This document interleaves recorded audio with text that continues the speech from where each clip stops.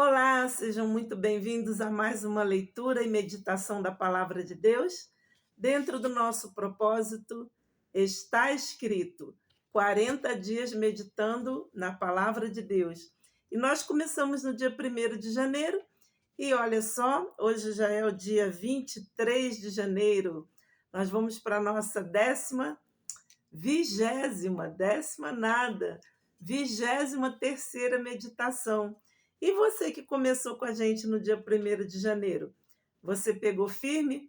Você aceitou o desafio? Então pega lá a sua Bíblia e vamos meditar, né? Bora meditar, que nem o povo fala por aí, né? Hoje a nossa meditação, ela vai ser muito especial, porque eu não vou precisar falar muito, porque na verdade o Senhor Jesus aqui, ele já está pregando a palavra e explicando o sentido da palavra. Então, vamos pedir ao Espírito Santo que ele dê uma melhor compreensão, né, a cada um de nós no decorrer dessa leitura. Vamos lá, nós vamos ler hoje Marcos capítulo 4 e vamos ler do versículo 1 ao versículo 20. Tem bastante coisa, mas vai valer a pena. É uma das passagens mais lindas, né? Uma das parábolas mais lindas que o Senhor Jesus contou, que é a parábola do semeador. Vamos lá? E outra vez começou a ensinar, junto do mar, e ajuntou-se a ele grande multidão, de sorte que ele entrou e assentou-se num barco sobre o mar, e toda a multidão estava em terra, junto do mar. Você vê que o Senhor Jesus, ele acostumou a fazer isso, né? Desde que ele pediu o barquinho de Pedro emprestado. Lembra dessa meditação? Valeu a pena a gente parar aqui um momentinho para você imaginar a cena. Eu gosto muito de imaginar a cena, né? Imagina que linda essa cena, né? O Senhor Jesus começando a ensinar junto do mar. Ajuntou-se a ele, como sempre, uma grande multidão. Ele assentou-se num barco sobre o mar e toda a multidão estava em terra junto do mar. Olha que cena linda, né? Versículo 2. E ensinava-lhes muitas coisas por parábolas, e lhes dizia na sua doutrina: Ouvi, eis que saiu o semeador a semear. E aconteceu que, semeando ele, uma parte da semente caiu junto do caminho, e vieram as aves do céu e a comeram. E a outra parte caiu sobre pedregais, onde não havia muita terra, e logo nasceu, porque não tinha terra profunda. Mas saindo o sol, secou-se. Aliás, queimou-se, e porque não tinha raiz, secou-se. Outra parte caiu entre os espinhos, e crescendo os espinhos, a sufocaram, e não deu fruto. E outra parte caiu em boa terra, e deu fruto, que vingou e cresceu. E um produziu 30, outro 60 e outro 100. Então disse-lhes: Quem tem ouvidos para ouvir, ouça. E quando se achou só, os que estavam junto dele com os 12 interrogaram-no acerca da parábola. E ele disse-lhes: Aqui o Senhor Jesus vai explicar o sentido da parábola. Então, é como se o próprio Senhor Jesus fizesse essa meditação hoje junto com a gente, né? Você está acompanhando? Versículo 11. Então ele lhes disse: A vós é dado saber os mistérios do reino de Deus, mas aos que estão de fora, todas estas coisas se dizem por parábolas, para que vendo, vejam e não percebam, e ouvindo, ouçam e não entendam, para que não se convertam e lhes sejam perdoados os pecados. E disse-lhes: Não percebeis esta parábola? Como, pois, entendereis todas as parábolas? Aí ele começou a explicar, né? Versículo 14. O que semeia, semeia a palavra. Preste atenção. E os que estão junto do caminho são aqueles em quem a palavra é semeada. Mas tendo-a eles ouvido, logo vem Satanás e tira a palavra que foi semeada nos seus corações.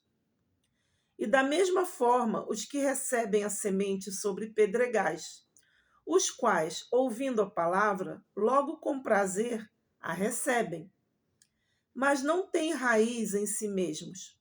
Antes são temporários. Depois, sobrevindo a tribulação ou a perseguição por causa da palavra, logo se escandalizam. E outros são os que recebem a semente entre os espinhos. São os quais ouvem a palavra, mas os cuidados deste mundo e os enganos das riquezas e as ambições de outras coisas, entrando, sufocam a palavra e fica infrutífera. E estes são os que foram semeados em boa terra. Todos os que ouvem a palavra e a recebem e dão fruto, um a 30, outro a 60 e outro a 100 por um. Aqui termina o versículo 20. Muito forte, né? Muito forte a gente ter a parábola e o próprio Senhor Jesus explicando o significado dessa parábola. Vamos lá? Muito lindo, né? Pensa comigo. O semeador saiu a semear. Imagina essa cena, né? Hoje a gente mora na cidade e se torna um pouco difícil a gente compreender por que o Senhor Jesus usava essa linguagem naquela época e essa linguagem ela era tão compreendida pelas pessoas, né, naquela época, porque era a realidade deles, né? A realidade deles não era como a nossa hoje, de ir no supermercado e encontrar tudo pronto, né? Até os legumes, né, já vem embalado, as verduras. É diferente, né, como era a realidade naquela época, né? E principalmente aonde o Senhor Jesus estava pregando para aquele povo, eles tinham intimidade com essa rotina de semear, de cuidar da terra, né? De plantar, de colher, de saber quando a semente deu resultado, quando a semente foi comida pelos pássaros, né? Como ele falou, né? Uma parte caiu na beira do caminho, vieram as aves do céu e a comeram. Eles tinham essa experiência da semente que caiu no meio das pedras, né? Que a semente não vingava. Eles tinham a experiência da semente que logo nasceu, porém, quando saiu o sol, queimou aquela muda, né? E também morreu, porque não tinha raiz, né? E por fim ele fala que outra caiu entre os espinhos. Eu creio assim como a erva daninha, né? As ervas, o mato, né? Cresceu mais alto do que aquela semente e a sufocou e não deu fruto. Mas de todas as sementes que foram plantadas, semeadas, existiu uma semente que ela caiu na terra boa, ela frutificou, ela verdadeiramente, né, deu resultado. Uma produziu a 30, a outra produziu a 60 e a outra produziu a 100 por um. Olha que alegria, né? E o que significa isso, Raquel? O Senhor Jesus explicou, né? Ele explicou bem devagarinho. Ele foi explicando que o que semeia a semente, ou seja, o semeador, né? Ele semeia a palavra. E não é o que nós estamos fazendo aqui nessa meditação? Nós estamos semeando a palavra de Deus. E diz o Senhor Jesus que quando a gente prega a palavra, né, a exemplo daquela semente que caiu na beira do caminho e as aves do céu vieram e comeram aquela semente, é comparado à pessoa que ouve a palavra de Deus, mas o diabo, ele vem e tira do coração da pessoa aquela semente. E é a pessoa que ouve a palavra, mas ela não dá crédito, ela não crê. E pior do que isso, ela despreza, né? Ela se afasta e ela não tem oportunidade de se converter, de se arrepender, de ter direito à salvação, porque simplesmente aquela palavra foi tirada dela, né? E aqui o Senhor Jesus ele conta esse segredo. E tem pessoas ainda hoje que diz que o diabo não existe, né? Ah, não, o diabo não existe. Quem criou o diabo foi a mente das pessoas, né? Tem gente que fala isso, que o diabo não existe. E então, se o diabo não existisse, como que o Senhor Jesus estaria aqui citando como que o diabo trabalha? Tirando do coração das pessoas a palavra que foi pregada. Muito forte, né? E da mesma forma, a semente que cai entre os pedregais é o exemplo daquela pessoa que ela ouve a palavra com alegria, com prazer, né? Recebe a palavra, né? Eu, por exemplo, sou evangelista há 33 anos, então eu tenho muita experiência disso, né?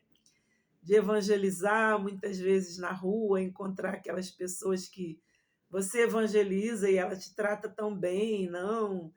Olha que palavra maravilhosa, às vezes recebe a palavra, pede uma oração, né?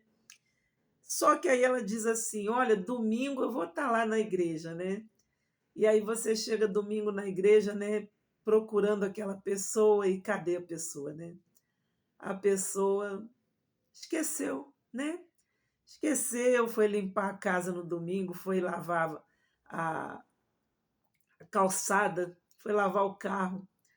No domingo de manhã, quando ela deveria estar na igreja, na casa de Deus, ela resolveu visitar um parente, ela resolveu ir para a praia, ela resolveu fazer compras, ou seja, ela, infelizmente, né, foi outra pessoa que também recebeu aquela palavra e desprezou, e essa palavra não teve fruto na vida dela.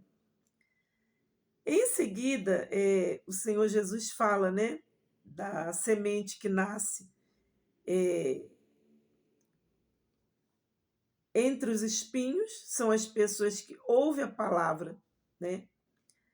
E os cuidados deste mundo, os enganos das riquezas, as ambições de outras coisas sufocam a palavra e a palavra fica infrutífera na vida daquela pessoa. É aquela pessoa que ela está sempre ocupada, né? Ah, se der, eu vou na igreja. Se der, eu vou. Ela sempre fala isso, né? Você evangeliza, né? Convida. Aí a pessoa, ah, se der, eu vou na igreja. Se der, eu vou. Ou seja, na vida dela, o Senhor Jesus está sempre em segundo lugar. Em primeiro lugar, né? Tem sempre, no caso, a família, né? Ela quer acordar no domingo e cuidar do almoço, né? Para a família, adiantar, né? As coisas em casa, né, para depois poder descansar à tarde, assistir televisão ou ir passear, né? Vai para o cinema, ou seja, essas pessoas, elas estão sempre priorizando os cuidados desse mundo, né? Você já viu a pessoa que estuda, né? A prioridade dele, não, esse final de semana eu tenho que estudar, que eu tenho a prova na faculdade e eu tenho que estudar. Então, tá bom. Então, não tenho tempo para Deus porque eu estou ocupado estudando. O outro trabalha demais, né? Não, eu trabalho domingo e aí então não tem como ir na igreja. Engraçado que a vida inteira eu trabalhei domingo e eu sempre dei um jeitinho de ir para o culto antes ou depois do meu trabalho. Eu nunca deixei de ir para a igreja domingo por desculpa, né, de que eu estava trabalhando. Mas tem pessoas, né, que elas têm as ambições, né, delas, fazer carreira, tirar o diploma da faculdade, ser promovido no trabalho, eh, vários outros prioridades, né? Praticar esportes, praticar o seu hobby preferido, ou simplesmente descansar no final de semana, né? Porque eu também sou filha de Deus, né? Eu trabalho a semana inteira e no final de semana eu tenho que descansar. E aí o que que acontece? Essas pessoas nunca fazem tempo para Deus. Porque a grande verdade é que nós temos que fazer tempo para Deus. E quando nós não nos preocupamos em priorizar, fazer tempo para ouvir a palavra de Deus, para estar na presença de Deus, orar, buscar, ter comunhão com Deus e com os irmãos da igreja, né? Eu sempre falo isso, né? Tem muita gente que fala para mim assim: eu não preciso de igreja, eu oro dentro da minha casa, Deus me ouve do mesmo jeito. Olha, eu sou muito abençoada por Deus, tudo que eu peço para Deus, eu consigo, Deus me abençoa demais.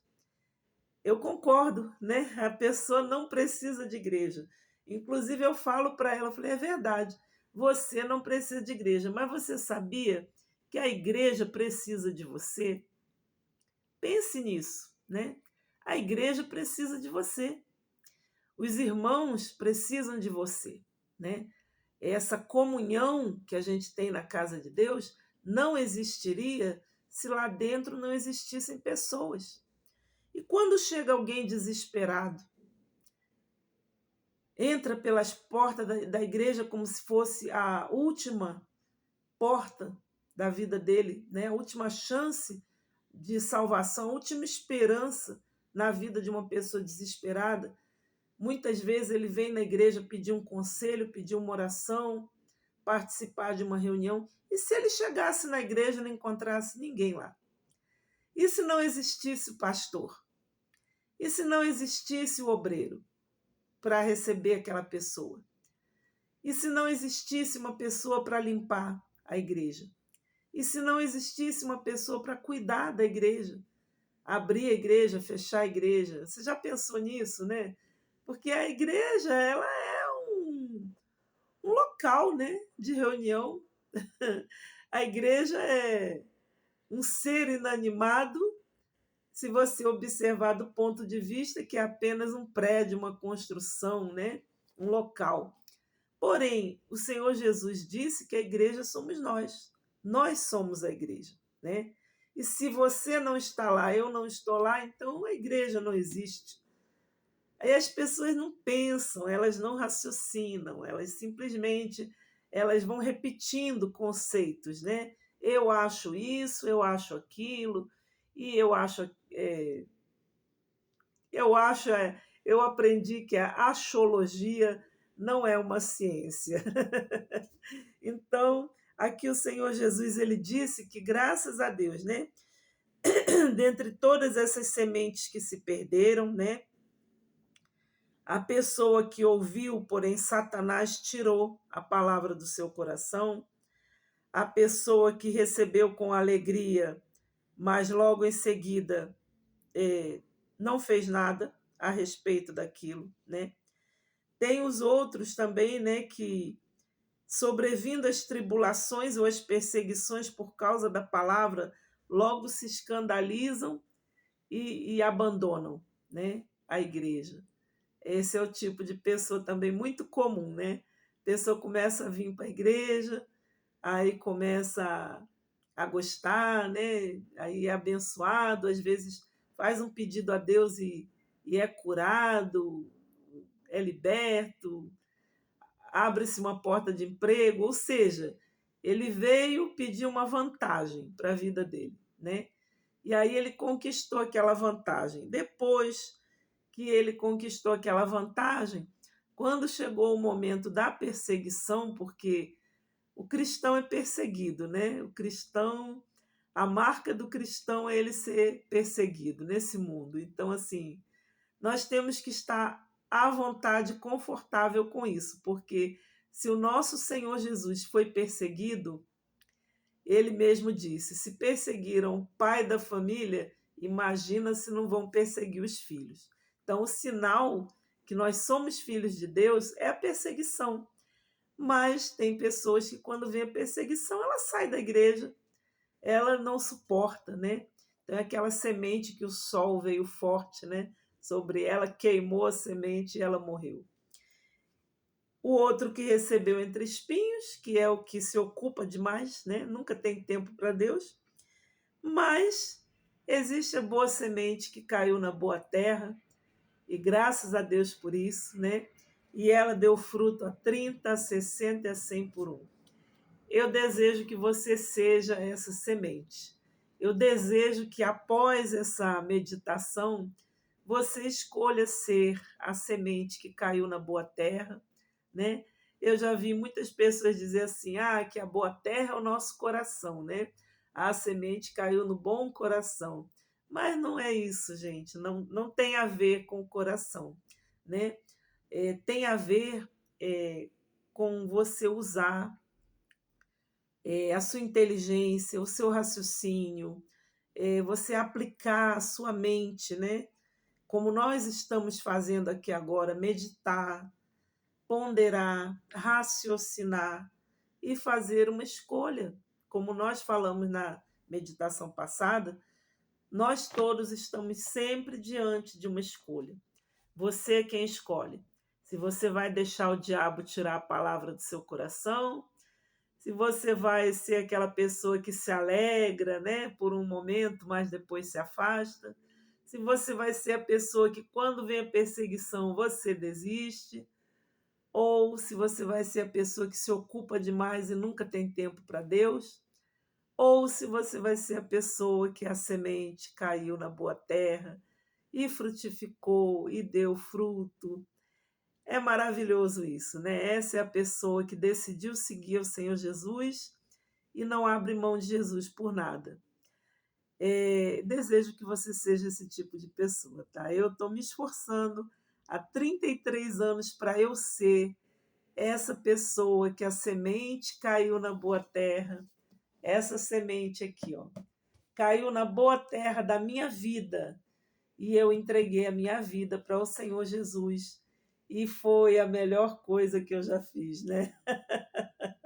A melhor coisa que eu já fiz em toda a minha vida, sabe o que foi? Foi aceitar Jesus. Verdadeiramente foi a melhor coisa que eu já fiz. Olha, hoje eu até cantei, hein?